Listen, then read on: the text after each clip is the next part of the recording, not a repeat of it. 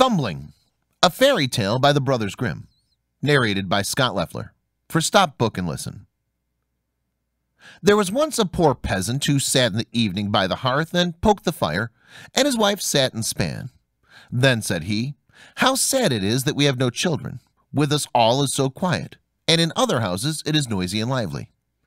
"Yes," replied the wife, and sighed, "even if we had only one, and it were quite small, and only as big as a thumb, I should be quite satisfied, and we would still love it with all our hearts." Now it so happened that the woman fell ill, and after 7 months gave birth to a child that was perfect in all its limbs, but no longer than a thumb. Then they said, "It is as we wished it to be, and it shall be our dear child." But because of its size, they called it Thumbling.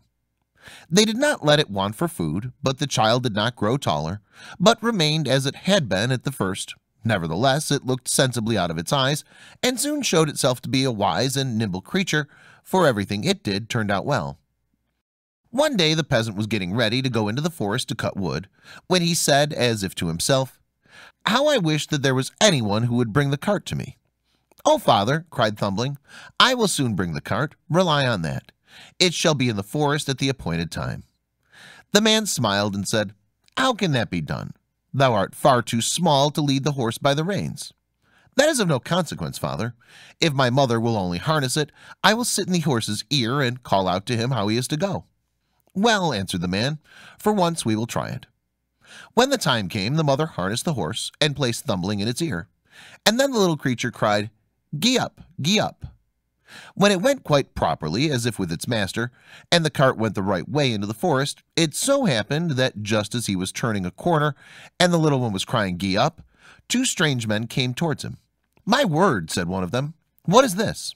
There is a cart coming, and a driver is calling to the horse, and still he is not to be seen." "That can't be right," said the other. "We will follow the cart and see where it stops."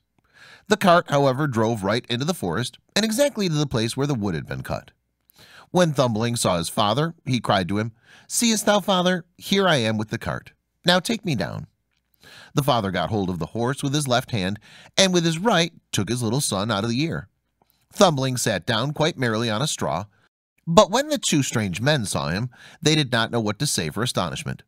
Then one of them took the other aside and said, "Hark, the little fellow would make our fortune if we exhibited him in a large town for money. We will buy him." They went to the peasant and said, "Sell us the little man. He shall be treated with us." "No," replied the father, "he is the apple of my eye, and all the money in the world cannot buy him from me." Thumbling, however, when he heard of the bargain, had crept up the folds of his father's coat, placed himself on his shoulder, and whispered in his ear, "Father, do give me away. I will soon come back again." Then the father parted with him to the men for a handsome bit of money. "Where wast thou sit?" they said to him. "Oh, just set me on the rim of your hat, and then I can walk backwards and forwards and look at the country, and still not fall down." They did as he wished, and when Thumbling had taken leave of his father, they went away with him. They walked until it was dusk, and then the little fellow said, "Do take me down. I want to come down."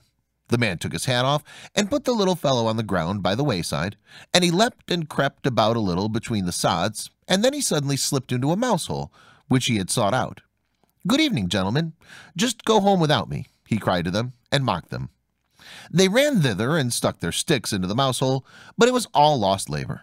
Thumbling crept still farther in, and as it soon became quite dark, they were forced to go home with their vexation and their empty purses. When Thumbling saw that they were gone, he crept back out of the subterranean passage.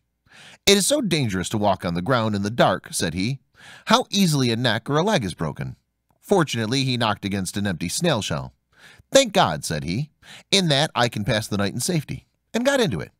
Not long afterward, he was just going to sleep when he heard 2 men go by, and one of them saying, "How shall we contrive to get hold of the rich pastor's silver and gold?" "I could tell thee that," cried Thumbling, interrupting them. "What was that?" said one of the thieves in fright. "I heard someone speaking." They stood still listening, and Thumbling spoke again and said, "Take me with you, and I'll help you." "But where art thou?" "Just look on the ground and observe from whence my voice comes," he replied.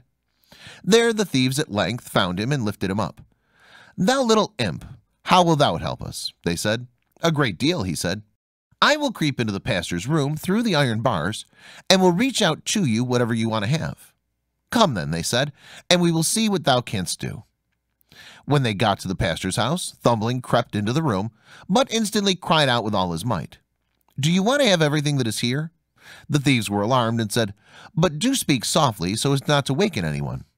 Thumbling, however, behaved as if he had not understood this and cried again, "What do you want? Do you want everything that is here?" The cook, who slept in the next room, heard this and sat up in bed and listened. The thieves, however, had in their fright run some distance away, but at last they took courage and thought, "The little rascal wants to mock us." They came back and whispered to him, "Come, be serious and reach something out to us." Then Thumbling cried again as loudly as he could, "I really will give you anything, just put your hands in." The maid, who was listening, heard this quite distinctly and jumped out of bed and rushed to the door. The thieves took flight and ran as if the wild huntsman were behind them.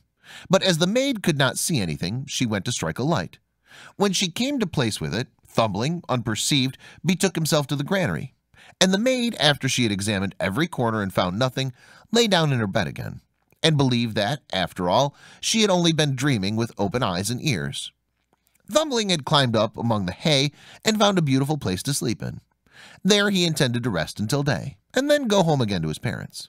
But he had other things to go through. Truly, there is much affliction and misery in this world.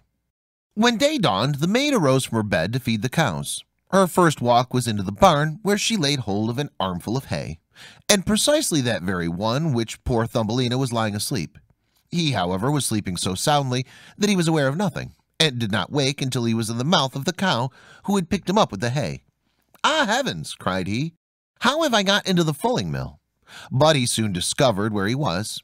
Then it was necessary to be careful not to let himself go between the teeth and be dismembered, but he was nevertheless forced to slip down into the stomach with the hay. "In this little room the windows are forgotten," said he, "and no sun shines in. Neither will a candle be brought." His quarters were especially unpleasing to him, and the worst was, more and more hay was always coming in by the door, and the space grew less and less. Then at length, in his anguish, he cried as loud as he could, "Bring me no more fodder, bring me no more fodder." The maid was just milking the cow when she heard someone speaking, and saw no one, and perceived that it was the same voice that she'd heard in the night. She was so terrified that she slipped off her stool and spilt the milk. She ran in the greatest haste to her master and said, "O heavens, pastor, the cow has been speaking." "Thou art mad," replied the pastor, but he went himself to the byre to see what was there. Hardly, however, had he set foot inside than Thumbling again cried, "Bring me no more fodder, bring me no more fodder." Then the pastor himself was alarmed, and thought that an evil spirit must have gone into the cow, and ordered her to be killed. She was killed, but the stomach in which Thumbling was thrown onto the midden. Thumbling had great difficulty in working his way. However, he succeeded so far as to get some room, but just as he was going to thrust his head out, a new misfortune occurred. A hungry wolf ran thither and swallowed the whole stomach at one gulp. Thumbling did not lose courage. "Perhaps," thought he, "the wolf will listen to what I've got to say." And he called to him from out of his stomach, "Dear wolf, I know of a magnificent feast for thee." "Where is it to be had?" said the wolf. "In such and such house. Thou must creep into it through the kitchen sink, and wilt find cakes and bacon and sausages, and as much of them as thou canst eat." And he described to him exactly his father's house. The wolf did not require to be told this twice, squeezed himself in at night through the sink, and ate to his heart's content in the larder. When he had eaten his fill, he wanted to go out again, but he had become so big that he could not go out by the same way. Thumbling had reckoned on this, and now began to make a violent noise in the wolf's body, and raged and screamed as loudly as he could. "Wilt thou be quiet?" said the wolf. "Thou wilt wake up the people." "Eh, what?" replied the little fellow. "Thou hast eaten thy fill, and I will make merry likewise," and began once more to scream with all his strength.